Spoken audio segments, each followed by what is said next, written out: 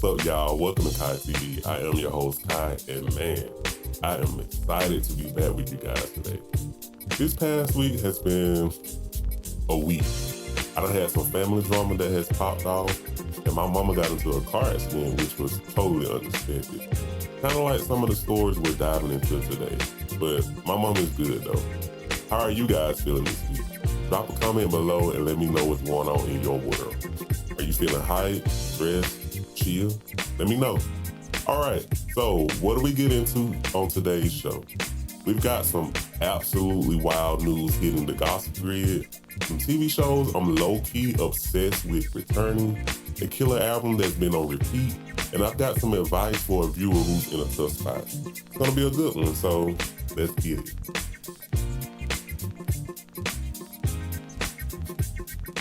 All right, kicking things off with the gossip grid, where we talk about the stories that have the internet buzzing.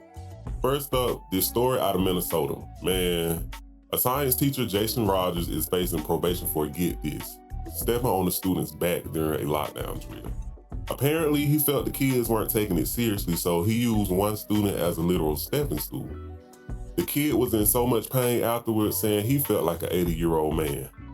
He admitted to doing it to two other students too. Now, he's on probation for 2 years, has to give up his teaching license, take anger management, do community service, write apology letters, and he has to pay a fine.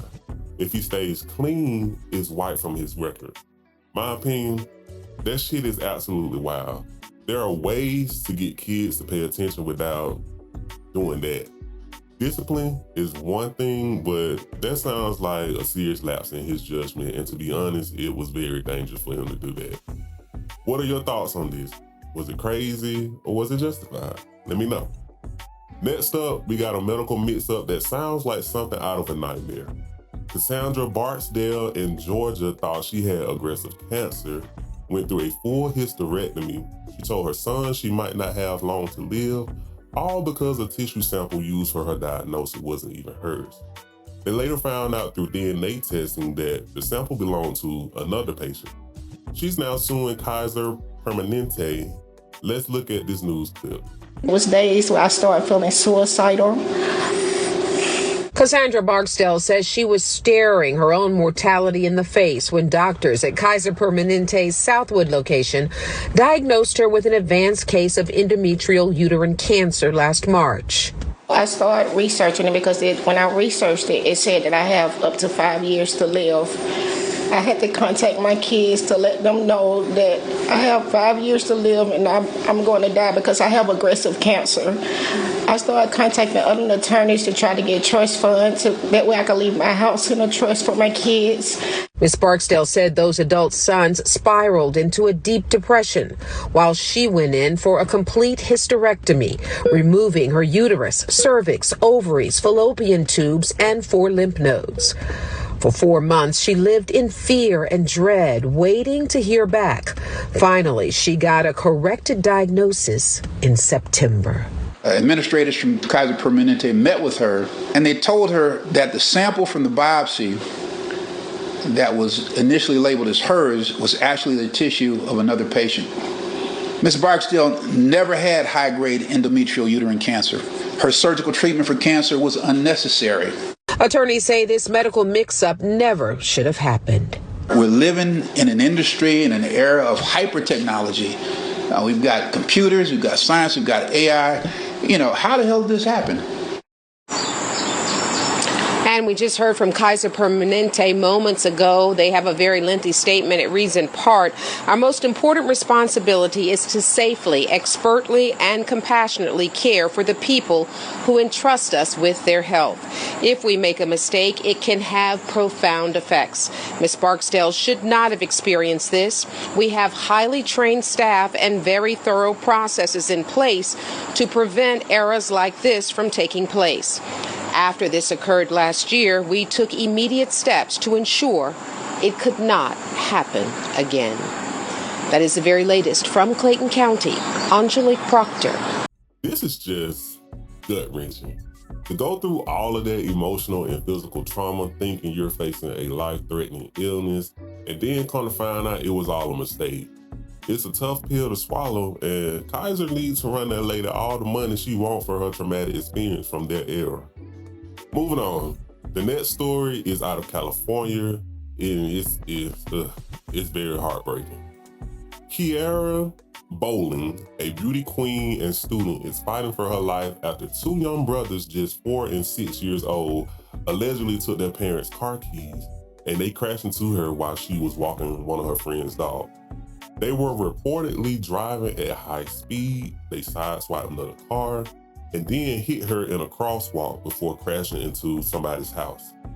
Kiara is now in the hospital with multiple brain bleeds and facial fractures. Her family is fundraising for her extensive medical bills and care. The boys are in stable condition, one with a broken leg, the other with a concussion. Let's take a look at this news clip. Currently still fighting extremely hard for her life. Christina Blackman's sister, 31-year-old Kiara Darvon Bowling, is in a hospital ICU a day after she was hit by a car while walking a dog in Oakland. The car being driven in tandem by two boys only 6 and 4 years old. There is still no ill will. We do understand there was children present. We all know children do not know how to operate a vehicle. The crash happened at 35th and Mangles Avenues below 580 at about 9:15 Thursday morning. I've learned from a source close to the boys' family as the parents were sleeping. The 6-year-old apparently found the keys to the family's Toyota Camry in his dad's pockets and woke up his 4-year-old brother. The older boy then used a chair from the kitchen to unlatch the front door. The siblings then got into the car, which their dad uses as an Uber driver. Surveillance video obtained by KTVU shows what happened moments later. You can see the victim stepping off the curb, and then seconds later the two boys in the white Camry sideswipe a red car going in the opposite direction, sending the Camry straight into the victim off camera. Her sister tells me her injuries are serious. She is currently suffering from multiple brain bleeds and facial fractures, and we're just hoping for a true speedy recovery for her. This photo shows the victim with Grizzly, a friend's emotional support animal that she'd been taking for a walk that morning. The dog was hurt in the crash, ran off, but was later found and taken to a vet. Good morning, everybody. My name is Kiara Darvon, and The victim was named Ms. Greater Bay Area at the California Regency International Pageant last year. She's in her last semester at Cal State East Bay in Hayward and had completed an online pre-law program with Harvard Law School. I don't hold any animosity. I also spoke to the victim's aunt. While she isn't upset at the kids, she is frustrated with their parents. When you have young children, you should always be present, because young children are going to try anything and everything. What they see you do, they're going to try. Criminal law in California does not believe that children under 12 are capable of forming criminal intent. KTVU legal analyst Michael Cardoza says although the kids likely won't be charged with a crime, their parents could face legal scrutiny. With an eye toward bringing criminal charges against them for child neglect. The parents will be held liable civilly for this. It's a tragic situation all around. You have a young woman with her whole future ahead of her, and then this incredibly unfortunate accident. Should the parents of those kids be charged in some capacity? Let me know your thoughts in the comments. My heart goes out to Kiara and her family. Let's hope for a full and speedy recovery. Moving on to a more personal plea. Singer Tyrese posted on Instagram asking for prayers, saying he's going through an incredibly difficult time. He's feeling overwhelmed, stressed, and pushed to his limits, with everything hitting him from every direction, mentally, emotionally, psychologically, and financially. He talks about usually being the one to support others, but right now, he's feeling empty and depleted. He's specifically asking for prayers covering love and positive energy, emphasizing that he's not asking for money. He's saying he's not going to let pride stop him from being honest. This is a serious call for support. It's so powerful, when someone, especially someone who seems to have it all together, is vulnerable enough to admit that they need help. I'm sending all of my positive vibes and prayers to Tyrese, and I hope you guys will too. What are your thoughts on his message? And finally, for a little bit of light on the gossip grid today, we have a truly beautiful moment. A deaf and blind mother is holding her grandchild for the first time. This is just pure unadulterated love. It's incredible how human connection can transcend physical limitations. Let's take a look.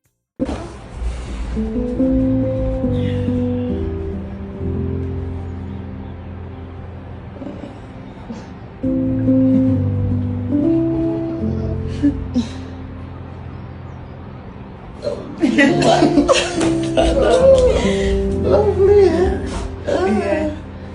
Lovely. Is he sleeping? She said yes. Yeah, how did you do that? Yes. Yeah. Yes.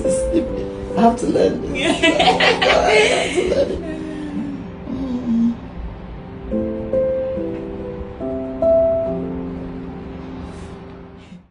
Seeing moments like this really warms the soul. It's absolutely heartwarming. All right, it's time to switch up gears to what you're watching. This is where we talk about the shows and movies that are keeping us glued to the screen. First up, get ready because TLC has dropped season 2 trailer for 1,000 Pound Roomies. If you caught the first season, you know what you're in for. It's an experience. Let's take a look at this trailer. We still fat, but we black and we back.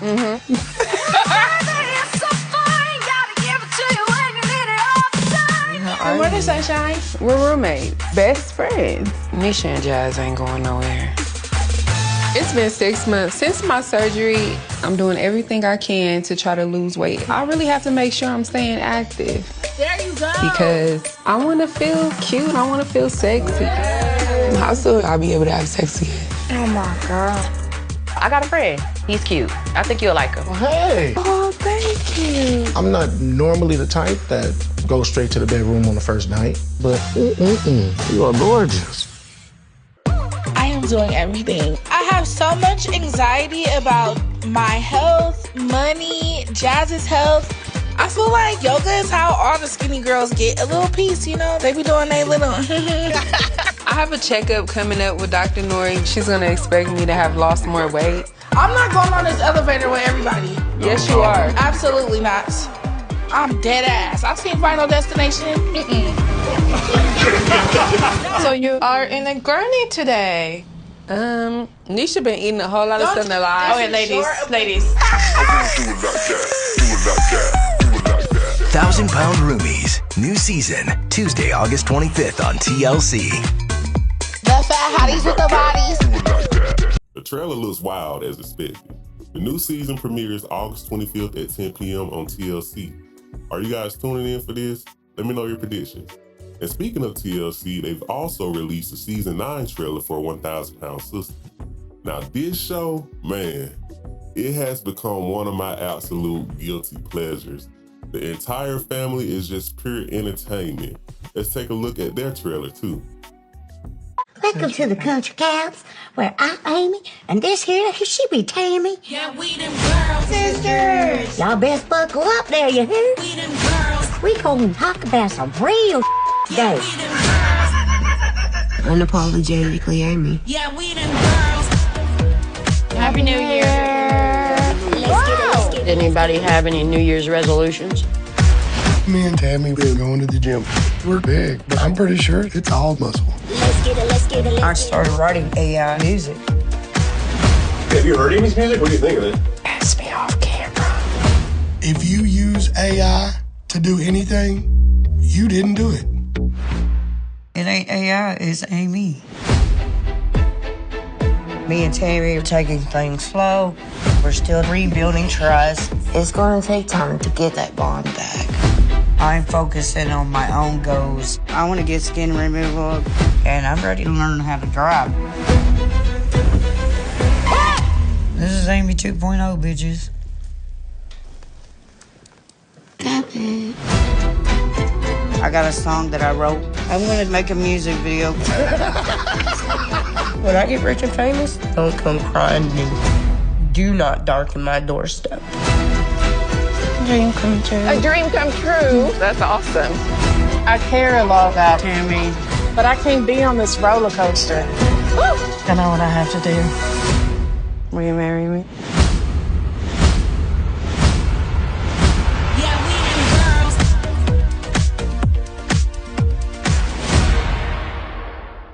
I'm so hyped for this new season, and I'm happy to report it's coming September 1st, 9 p.m. on TLC.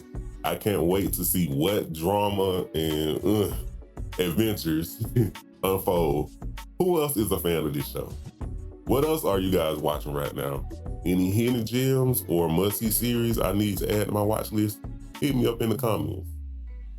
All right, so let's talk about my most favorite thing, and that is music. This is the playlist, and my album of the week is a throwback that's been on constant repeat for me. A. Marie's debut album, All I Have.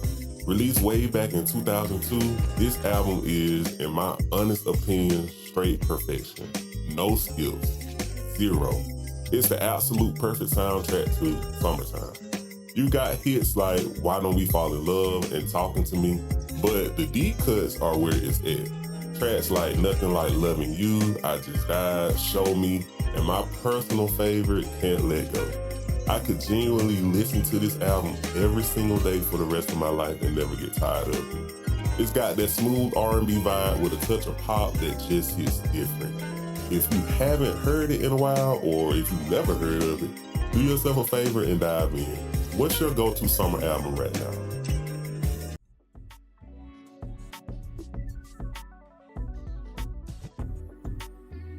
All right, it's time for Ask Kai. Well, you guys send in your personal dilemmas, and I try to offer some, some high flavor advice.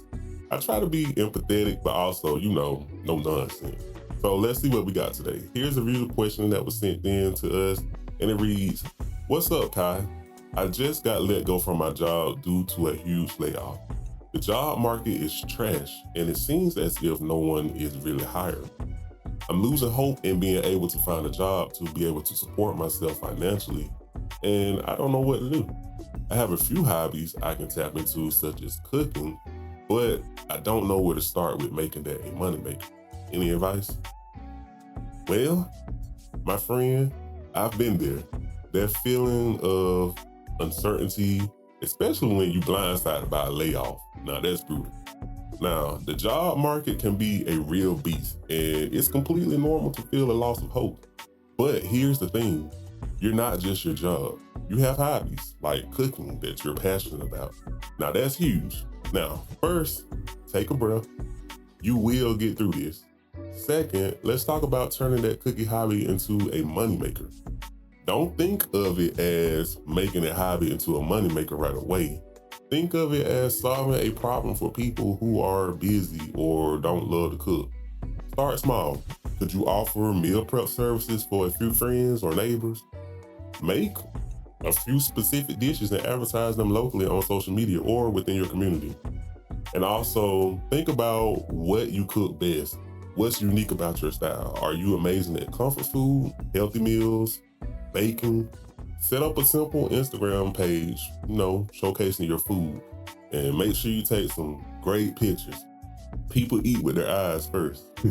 You could start with a small menu and take orders for pickup or delivery within a certain radius. And maybe even try your local farmers market if that's an option in your area. But don't be afraid to price yourself fairly for your time and your ingredients. And most importantly, don't compare your beginning to someone else's middle. Everyone starts somewhere. This is your opportunity to build something on your own terms. Now, it might be a slow build, but it's your build.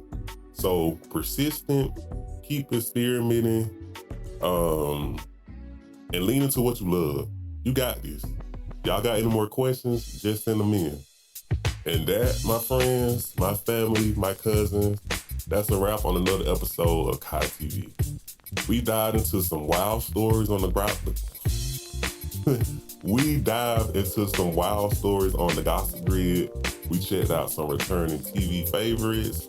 We jammed out to some classic A. Marie. And we tackled a viewer question that I hope was helpful.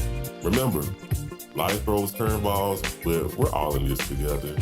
Take a moment today to appreciate something small, something good. And if you're going through something tough like our viewer or Tyrese, remember to reach out, ask for help, and know that you're not alone. I'm sending you all nothing but positive energy and good vibes. Stay awesome, keep being you, and I'll catch you in the next one. Peace out, y'all.